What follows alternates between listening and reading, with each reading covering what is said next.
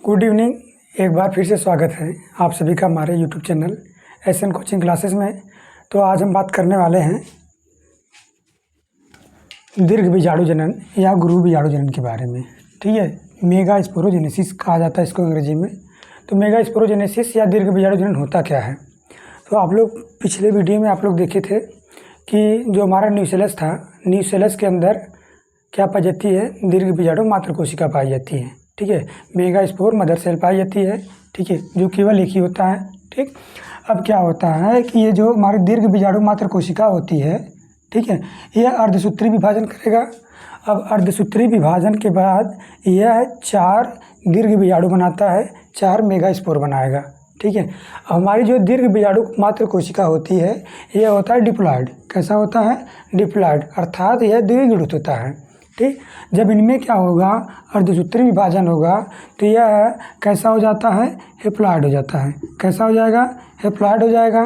ठीक है, मतलब यह अगुणित हो जाता है। ठीक, तो दीर्घ बीजाणु मात्र कोशिका में अर्धसूत्री विभाजन के फलस्वरूप 4 दीर्घ बीजाणु बनते हैं जो कि अगुणित होते हैं। ठीक है, अब देखिए ये हमारा क्या था? एमसी था। ठीक, जिसको हम कहते हैं मेगा स्पोर मदर सेल। अब ये क्या किया? मियोसिस, तो 4 ठो क्या बनाया? मेगा स्पोर बनाया। अब चारों मेगा स्पोर जो होते हैं एक दूसरे के ऊपर रेखीय क्रम में व्यवस्थित होते हैं। ठीक है, जिसमें से 3 ऊपर के डीजेनरेट कर जाएंगे, मतलब नष्ट कर जाते हैं, बचेगा केवल आपका एक मेगा स्पोर। इसी को हम लोग कहते हैं फंक्शनल मेगा स्पोर। क्या कहते हैं? फंक्शनल मेगा स्पोर या क्रियात्मक दीर्घ बीजाणु कहा जाता है। यही क्या करते हैं? यही बनाता है फीमेल गैमेटोफाइट, अर्थात मादा युग्मकोद्भिद बनाता है। क्या बनाएगा? मादा युग्मकोद्भिद का निर्माण करता है। ठीक है, और यही जो पूरी प्रोसेस होती है इसी को हम लोग कहते हैं दीर्घ बीजाणु जनन कहते हैं या गुरु बीजाणु जनन कहते हैं। ठीक है, तो मेगा स्पोरोजेनेसिस क्या था? बीजांड काय के अंदर एकमात्र दीर्घ बीजाणु मात्र कोशिका पाई जाती है जिनमें अर्धसूत्री विभाजन के फलस्वरूप 4 अगुणित दीर्घ बीजाणुओं का निर्माण होता है। इसी क्रिया को हम लोग क्या कहेंगे? दीर्घ बीजाणु जनन कहेंगे या गुरु बीजाणु जनन कहेंगे। ठीक है, तो हम लोग आगे पढ़ते हैं। हमारा जो फीमेल गैमेटोफाइट होता है जिसको हम लोग एम्ब्रियो सैक कहते हैं, मादा युग्मकोद्भिद या भ्रूण कोश का विकास कैसे होता है इसके बारे में पढ़ेंगे। ठीक है, तो हमारा जो बीजांड काय था, बीजांड काय के अंदर अब केवल एक ही क्या है? एक ही दीर्घ बीजाणु बचा हुआ है। ठीक है, तो बीजांड काय के अंदर बचा हुआ एकमात्र दीर्घ बीजाणु जो कि कैसा होता है? अगुणित होता है। ठीक है, यह क्या करेगा? यह वृद्धि करके बीजांड काय को पूरी तरह घेर लेगा। तो यह हमारा क्या हो गया? यह हमारा हो गया दीर्घ बीजाणु। ठीक है, ये वृद्धि करके पूरी किसको घेर लेती है? जो हमारा न्यूसेलस होता है, बीजांड काय होता है, उसको पूरी तरीके से घेर लेता है। ठीक है, तो इसके बाहर हमारा क्या पाया जाएगा? न्यूसेलस पाया जाएगा, बीजांड काय। यह हो गया हमारा न्यूसेलस। क्या होगा? न्यूसेलस होगा। ठीक है, और ये क्या हो गया? हमारा एम्ब्रियो सैक बनेगा अभी। ठीक है, अब हमारा क्या होता है? यह जो होता है यह बीच में यह पाई जाती है दीर्घ बीजाणु कोशिका। क्या पाई जाती है? दीर्घ बीजाणु कोशिका, जो कि वृद्धि करके क्या करेगा? पूरे न्यूसेलस को घेर लेता है। अब इसमें क्या होगा? अब इसमें होता है समसूत्री विभाजन। कौन सा विभाजन करेगा? माइटोसिस।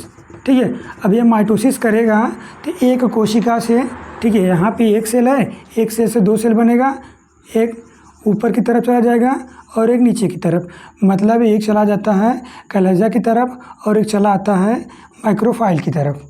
ठीक है, जिसको कहते हैं हम लोग बीजांड द्वार।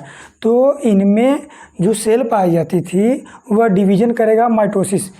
क्यों माइटोसिस ही करता है? मियोसिस क्यों नहीं कर सकता?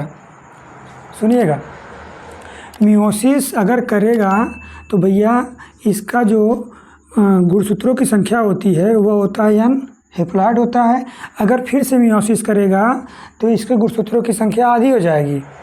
समझ आ रहा है कि नहीं। अब गुणसूत्रों की संख्या आदि हमको नहीं करनी होती है, n/2 नहीं होता है, इसलिए इसमें क्या होती है, माइटोसिस पाई जाती है। माइटोसिस में आपको पता होगा एक कोशिका से केवल 2 कोशिकाओं का निर्माण होता है, वो भी गुणसूत्रों की संख्या जो होती है, जो मदर सेल होती है उसके बराबर होती है। तो यहाँ पे इसने किया क्या, माइटोसिस करके ये क्या बना लिया, 2 कोशिका बनाएगा, एक चला जाएगा कलेजा की तरफ और दूसरा चला आता है माइक्रोफाइल की तरफ। इसके बाद फिर ये क्या करता है, 2 बार, ठीक है, फिर ये 2 बार क्या करेगा, माइटोसिस करेगा, ठीक है। माइटोसिस इसमें अब कितने बार होगी, 2 बार होगा, ठीक है। अब 2 बार माइटोसिस करेगा भैया, तो यहाँ पे देखेंगे एक बार माइटोसिस करेंगे, एक कोशिका से 2 कोशिका, अब 2 कोशिकाएं हो गई, फिर उनका एक बार और कर दीजिए तो मतलब 4 कोशिकाएं मिल जाएंगी। तो इनमें देखेंगे, इनमें आपको मिल जाता है कितना, 4 कोशिका मिल जाती है, ठीक है। देखिए तो ऊपर वाले जो हमारा कलेजा होता है उधर 1 से 2, फिर 2 से 4, 4 कोशिका इधर बन गए, 4 केंद्रक, फिर उसी हिसाब से इसमें 2 से 4 केंद्रक इसमें मिल गए, ठीक है। अब क्या होता है, अब इनमें से क्या होगा कि एक केंद्रक कलेजा की तरफ से कहाँ चला आएगा, बीच में, और एक केंद्रक किधर से, माइक्रोफाइल की तरफ से चला आएगा बीच में, ठीक है। तो इनमें क्या होगा, देखिए ध्यान से, एक क्या होगा, एक केंद्रक चला आएगा कहाँ पे, बीच में इधर से, और एक केंद्रक नीचे वाले से जो हमारा माइक्रोफाइल था उधर से चला आएगा बीच में, और यह बना लेता है हमारा द्वितीयक केंद्रक। क्या बनाता है, द्वितीयक केंद्रक, ठीक है। ये तो हमारा बन गया द्वितीयक केंद्रक, ठीक। अब इसके बाद क्या होता है, 3 केंद्रक ऊपर बचता है, कितने बचेंगे, 3 केंद्रक ऊपर बचते हैं, जो क्या बनाएगा, यह बनाता है प्रतिमुख कोशिका। क्या बनाएगा, प्रतिमुख कोशिका, ठीक है। इनमें 3 तो आपको जो बचे हुए हैं वह बनाते हैं प्रतिमुख कोशिका या एंटीपोडस बनाता है, ठीक है। इसी को हम एंटीपोडस कहते हैं। और इधर जो आपको 3 बचे हैं उनमें से एक क्या बनाएगा, एग सेल, अंड कोशिका, और 2 तो उसके बाद में सहायक कोशिकाएं बन जाती हैं। तो एक बना लेता है एग सेल, ठीक है, जिसको कहते हैं अंड कोशिका, और 2 तो क्या बन जाएंगी, 2 बन जाती हैं सहायक कोशिकाएं, सिनर्जिड सेल बन जाती हैं। तो हमारा क्या हो जाता है, सहायक कोशिका बन जाता है। इस प्रकार से अगर आप देखेंगे तो जो हमारा मादा युग्मकोद्भिद होता है, मादा युग्मकोद्भिद में अगर आप लोग देखेंगे तो 7